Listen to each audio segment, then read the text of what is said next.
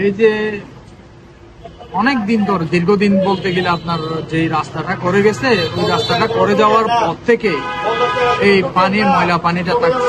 আমরা অনেকবার পৌরসভায়ও জানিয়েছিলাম, কিন্তু এর কোনো মাথায় নেই না। এই যেমন দেখেন রাস্তায় ড্রেনের পানি এমনি আপনার আনসিজন চলতেছে, কয়েকটা পর্যটক আসতে পারে না ময়লা পানির জন্য। কিছুক্ষণ পর দেখবেন দুর্গন্ধ ছড়াবে ওই পানি থেকে, তাইলে পর্যটকরা থামতে চায় না, ওয়াপস চলে যায়। আমাদের পুরাতন বাড়ির মার্কেটের ঐতিহ্যটা আস্তে আস্তে হারিয়ে যাচ্ছে।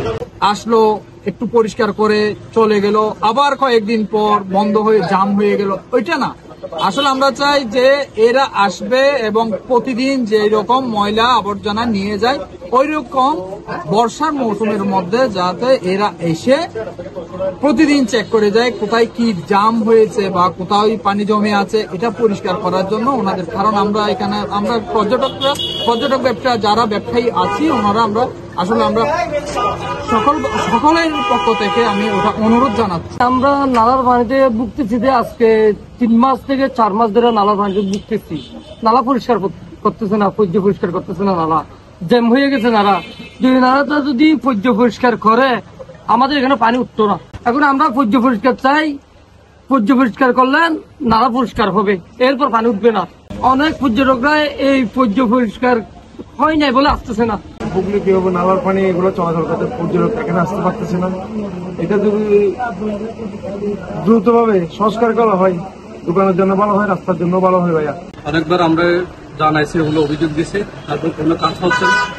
এমনকি আমরা পৌরসভায় অনেকবার নোটিশ দিছি, তাও কোনো ধরনের আমরা পাইনি, হেল্প পাইনি। প্রতি বছর আসলে এরকম আমাদের এই নালা নর্দমা এগুলো আবর্জনা করে থাকে। ড্রেনের পানিগুলো এখানে রাস্তায় এখন নর্দমা হচ্ছে, ওখানে আমরা অভিযোগ করেছিলাম, ওদেরকে মহল্লায় গিয়ে সবাইকে বলে দিয়েছি, এরা কোনো কাজের কোনো উদ্যোক্তা নেই।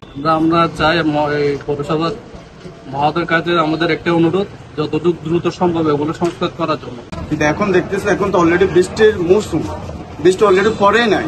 এই অবস্থায় যদি আমাদের রাস্তার এই দশাটা যদি হয়, আমাদের ব্যবসায় তো বিশাল একটা ক্ষতি। আর পর্যটক এরিয়াতে এখানে সারা বিশ্বের লোক আসে। এটা রাস্তার অবস্থাটা আপনার একটু দেখান, কানলি দেখেন কি অবস্থা হয়েছে। কথাটা হচ্ছে এখানে ময়লা, দুর্গন্ধ, এটা তো বাথরুমের পর্যন্ত অলরেডি পানি আছে এখানে, এটা ড্রেনের পানি।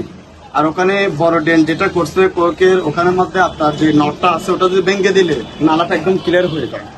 এটা হলো সব আপনার বল্যাপাড়া থেকে শুরু করে আমাদের বাজু সড়কের, এটা হলো 1 নম্বর, এটা 2, 3, 1 নম্বর গলদিতে। এটা ও ময়লা পানিটা এখানে আমাদের পুরো রাস্তা বার্মেস স্কুল পর্যন্ত আমার জানার মতো এই পানিগুলো কি অবাহিত হচ্ছে, মেন রুট অলরেডি।